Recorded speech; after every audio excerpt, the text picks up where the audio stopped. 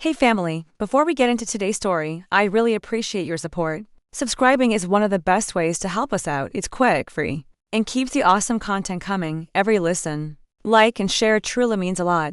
Let's keep this channel growing. Thank you so much.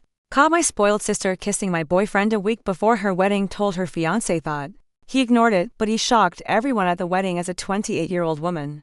I found myself in a challenging situation involving my 26-year-old sister and my 29-year-old boyfriend. My sister's wedding was fast approaching, and I began to notice that her behavior around my boyfriend was becoming increasingly peculiar. Initially, it wasn't anything overt, just small subtle actions that left me feeling uneasy. It began with seemingly in comments, where my sister would often say things like, "Wow, you're so funny," in response to my boyfriend's jokes. Even when they were not particularly amusing, she laughed a bit too enthusiastically at everything he said. At first, I tried to dismiss it, thinking that perhaps she was just being overly friendly due to the excitement surrounding the upcoming wedding. However, as time passed, I began to notice more troubling signs. She started to find excuses to touch him casually, like placing a hand on his arm during a conversation, or lightly bumping into him as she walked past. These gestures were subtle yet unmistakable. I also observed her eyes lingering on him a bit too long when he wasn't looking, which made my stomach churn with discomfort. One evening after we returned home from a family dinner, where my sister had been particularly flirtatious, I decided to talk to my boyfriend about it. I turned to him and asked, "Did you notice how Sarah was behaving tonight?" He looked at me with confusion and replied, "What do you mean?" I then explained the behaviors I had observed: the excessive laughing, the unnecessary touching, and the lingering glances. He listened, but after a moment he simply shrugged and said, "I think you're overthinking it. She probably just excited about the wedding. It's harmless." Despite his reassurances, I couldn't shake the feeling that something wasn't right. The situation didn't feel harmless to me at all. Despite my boyfriend's reassurances, I couldn't shake the feeling that something was off. So I decided to keep a closer eye on things, hoping that I was just overreacting and that my suspicions were unfounded. But the next few weeks were tense. Every time we were around my sister, I found myself constantly watching her, noticing every little thing she did. It became clear that she was always trying to position herself near my boyfriend. She would often sit next to him whenever she couldn't. She seemed to find endless excuses to ask for his help with wedding-related tasks, even when I was standing right there. One day we were all at my parents' house for a family barbecue. At one point I went inside to use the bathroom, and when I returned I saw something that made my heart sink. My sister and my boyfriend were talking quietly in a corner of the yard, standing unusually close to one another. My sister was giggling at something he said, a sound that made my stomach siege with unease. The moment they noticed me, they quickly stepped apart, and my sister walked away. As if nothing had happened, I felt a wave of nausea and anger, but decided not to confront them on the spot, not wanting to create a scene at a family gathering. Instead, I waited until we got home. That night when we were alone, I tried to approach the topic as calmly as I could. I asked my boyfriend and what he and my sister had been discussing earlier. He seemed surprised by my question and explained that they were just talking about some wedding details like the music selection. His response didn't satisfy me. I couldn't help but question why such a simple conversation required them to stand so close together. He sighed, clearly frustrated, and tried to dismiss my concerns. He assured me once again that there was nothing going on, insisting that my sister was just being friendly. But by this point, I couldn't hold back my feelings any longer. I expressed my frustration, pointing out that my sister was practically throwing herself at him, and he wasn't doing anything to stop it.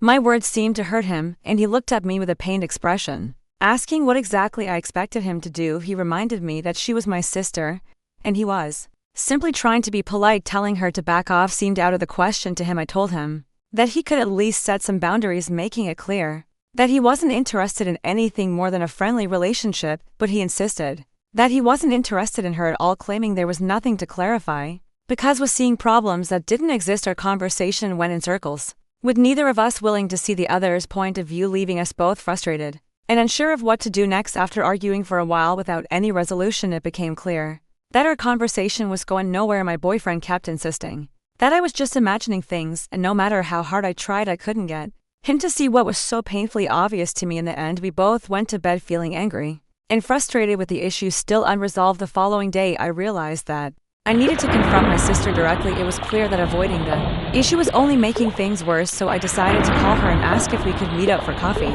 She readily agreed, her voice cheerful and seemingly unaware of my growing concerns. We arranged to meet at a small cafe near her apartment. When we met, I was nervous, my hands trembling slightly as I stirred my coffee. My sister, on the other hand, was in high spirits, chatting enthusiastically about her wedding plans. She seemed completely oblivious to discomfort, which only made the situation more difficult for me. After a few minutes of listening to her talk, I realized I couldn't hold it any longer. I interrupted her mid-sentence, my voice betraying the seriousness of what I was about to say. I told her that we needed to discuss something important. My sister, caught off guard by the sudden shift in tone, looked at me with surprise and asked what was wrong. Taking a deep breath to steady myself, I began to explain. I told her that I had noticed how she had been behaving around Tom, my boyfriend, and that it was making me uncomfortable. I mentioned the flirting, the casual touches, and the lingering looks, things that had been bothering me for some time. I emphasized that her behavior needed to stop. As I spoke, I watched her face transform through a range of emotions. At first there was surprise, then confusion, and finally anger.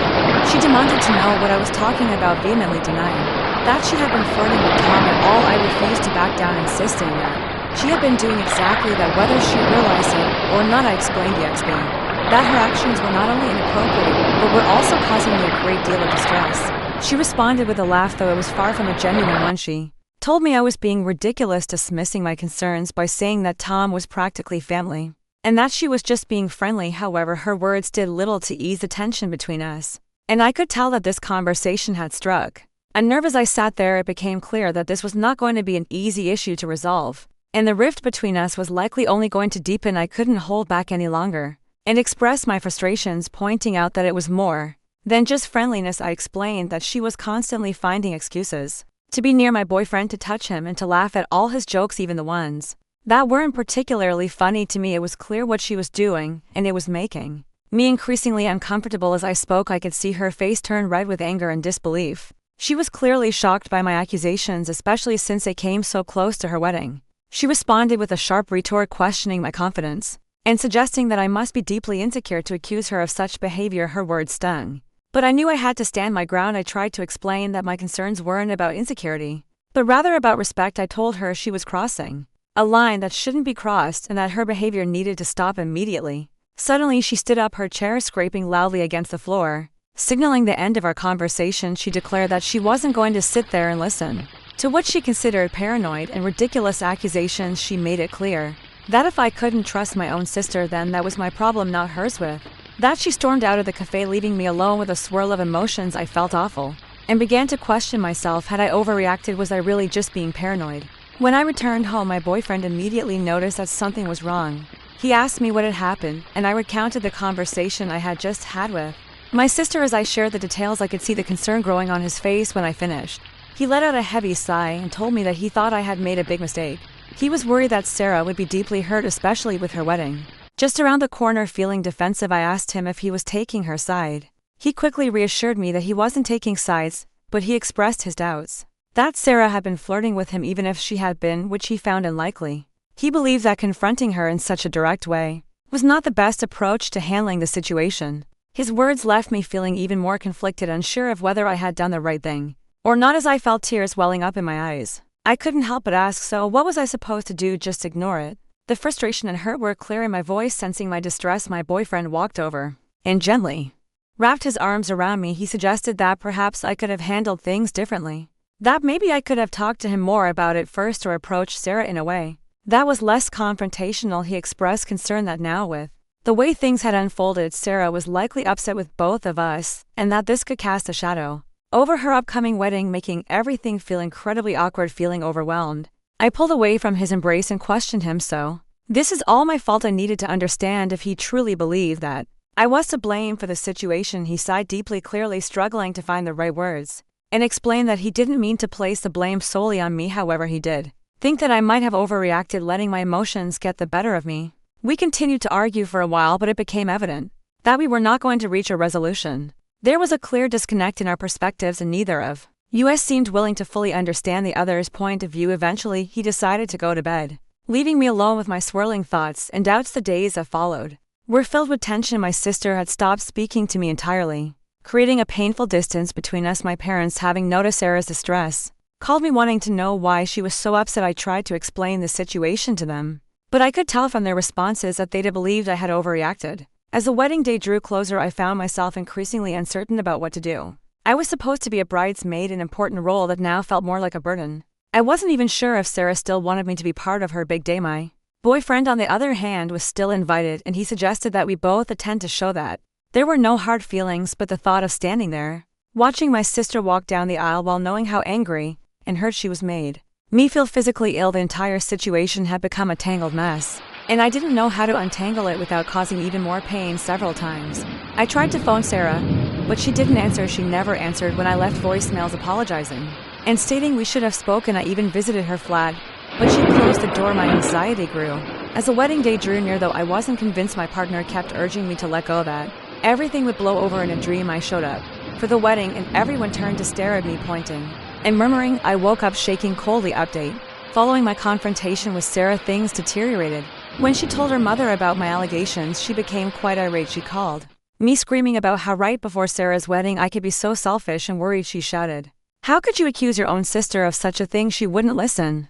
As I tried to explain my perspective, she advised me to straighten this problem right away, and apologies to Sarah. The stress on our family was intolerable. Sarah still avoids talking to me, and right now my parents are offended as well. Tom, my partner, persisted in telling me I was exaggerating, which just made me more depressed and irritated. I visited my parents' place to try to straighten things out. 1 week before the wedding, I heard subdued voices coming from the side of the house. As I got to the front door, intrigued, I strolled to the garden and stopped in astonishment at what I saw there. Sarah and Tom were partly concealed behind a big plant. Locked in a passionate hug, they kissed firmly. Sarah's legs were wrapped around Tom's waist. His hand was beneath her top. They were completely absorbed in one another that they failed to even see me standing there. I thought I had been given a stomach punch. All the air left my lungs, and for a minute, I was unable to move or talk as the reality of what I was witnessing began to sink in. A powerful wave of anger and betrayal surged through me. My emotions overtook me, and I found myself screaming, "What the hell is this?" My voice trembled thick with the intensity of what I was feeling. The reaction from both of them was immediate. My sister and my boyfriend in shock, their guilty expressions betraying them completely. Sarah's face drained of color, turning pale as she realized she had been caught, while Tom fumbled to find the right words, stammering, "It's not what it looks like," but it was exactly what it looked like, confirming every fear and suspicion that had been gnawing at me. Tears began streaming down my face as I choked out, "How could you? My own sister and my boyfriend." The pain in my voice was unmistakable. Sarah began to cry, her voice quivering with regret as she tried to apologize. "I'm so sorry," she sobbed, struggling to explain. "We didn't mean for this to happen." But I couldn't stand to hear any of their excuses. The betrayal was too deep to raw without another word. I turned and fled, running back to my car. Their desperate calls for me to return fell on deaf ears as I drove away, my mind spinning with disbelief and hurt. As I sped away, my phone began to ring repeatedly, first Tom, then Sarah, and finally my mom. I couldn't bring myself to answer any of them. The pain was too fresh, too overwhelming. When I finally arrived home, I felt numb. I immediately packed a bag with some clothes and the essentials I would need for a few days. I couldn't stay here, not after what had just happened. I sent Tom a final text message simply stating, "We're done. Don't try to contact me again." Then I turned off my phone, cutting off any further communication, and left. Now I'm writing this from a hotel room in a nearby city, unsure of what my next step should be. With the wedding just a few days away, I know there is no way I can attend. My relationship is shattered, and the bond I once shared with my sister may be irreparably damaged by this betrayal. It feels as though my entire world has been turned upside down. Everyone made me feel like I was crazy for suspecting something was wrong, but in the end, I was right all along. The pain of that realization is almost too much to bear, and I find myself questioning how I will ever be able to trust anyone again after this. So Reddit, any advice on how to move forward from here would be appreciated. Update: after the devastating shock of discovering my sister Sarah with my now ex-boyfriend Tom, I spent several days in a fog, struggling to process what had happened. My phone was constantly buzzing with messages and missed calls from both of them, as well as from my parents. But I just couldn't bring myself to respond. I was too overwhelmed to hurt. Eventually, though, I came to see that Mark, Sarah's fiancé, was one person who definitely needed to know the truth. With a heavy heart, I made the difficult decision to call him. When Mark answered, I could hear the confusion in his voice. He asked what was going on, mentioning that Sarah had been in a terrible state, saying that I had disappeared and wasn't responding to anyone. Taking a deep breath, I began to explain everything to him. I told him about the suspicions I had initially had, how everyone, including Tom and Sarah, had brushed off my concerns, and then I described in detail the scene I had witnessed in my parents' garden. Mark listened quietly, not interrupting, only occasionally making a small noise to let me know he was still there, absorbing everything I was saying. When I finally finished, there was a long, heavy silence on the other end of the line. Then in a controlled, measured voice, Mark simply thanked me for telling him, adding that he needed some time to process this information. With that, he ended the call. Afterwards, I sat there staring blankly at my phone, wondering what Mark would do now that he knew the truth as the wedding day approached. I heard nothing further from him, or from the rest of my family. Sarah had ceased trying to contact me, and I began to suspect that she had somehow managed to convince Mark to forgive her. The thought that she might actually escape the consequences of her actions, that she could go on to have her fairy tale wedding while my life was in shambles, made me feel physically ill. I realized that there was no way I could attend the wedding. The idea of watching Sarah walk down the aisle knowing what she had done was too much to bear. Instead, I decided to spend that day alone, focusing on how to rebuild my life in the wake of such profound betrayal. On the evening of the wedding, I received an unexpected call from my cousin Emma. There was an unmistakable tone of excitement and urgency in her hushed voice as she said, "Oh my God, you won't believe what just happened." Confused and intrigued, I asked her what she meant. Without hesitation, Emma dove into her story, recounting the events that had unfolded. She explained that everything had seemed normal at first. Sarah had looked stunning in her wedding dress, and Mark had been standing at the altar, ready for the ceremony to begin. But when it came time for the vows, Mark had unexpectedly stepped forward and announced that he had something to say. My heart began to race as I listened to Emma describe the scene. Mark, in front of everyone, declared that he couldn't go through with the wedding. He told the guests that he could not marry someone who had betrayed her own sister and devastated her life by getting involved with her boyfriend. Emma continued recounting how Sarah had turned completely pale at Mark's words. Then, to everyone's shock, Mark turned to my parents and apologized, telling them that they needed to know the real reason why I had distanced myself from the family. Emma went on to say that Sarah had started crying. My parents had been left startled and perplexed, and the guests had started whispering among themselves in an attempt to make sense of things. Mark had then walked out of the church, leaving Sarah sobbing alone at the altar. It was like something out of a movie. Emma told me, her voice still tinged with disbelief. "Everyone's in shock. Your parents are trying to get the full story from Sarah, but she's an emotional wreck." As I said, they're absorbing everything Emma had just told me. I felt a mix of emotions. On one hand, there was a sense of vindication, knowing that the truth had finally been revealed. But on the other hand, I couldn't help but feel a deep sadness for the pain and turmoil this had brought upon my family. Emma, sensing my silence, gently asked, "Are you okay?" "I am not sure," I said truthfully. I never wanted it to wrap like this. After a little more conversation with Emma, I hung up and sat silently, attempting to sort things, though at what cost. The truth was out. My friendship with Sarah broke. My relationship with Tom ended, and now my whole family was in crisis. I came to see that although the truth was now clear-cut, it did not instantly correct everything. Healing and regaining trust still lay a long road ahead. But I felt a little relief for the first time since this entire ordeal started. At least now I could begin to advance, free from the weight of silent facts dragging me back. Regarding what next, I'm not sure, though I know I will eventually have to face my family. Right now, I am living one day at a time. If nothing else, this encounter has shown me the value of following my gut feeling and defending myself even in front of people who question me. To all who helped me through my journey, thank you. Your words of encouragement have more value than you could possibly know. And to others in the same circumstances, keep in mind, rely on your gut feeling and resist being gaslighted into disbelieving your own impressions by anyone. Thank you for watching. If you haven't subscribed yet, please do so and hit the notification bell to stay updated with more shocking real-life stories happening around you.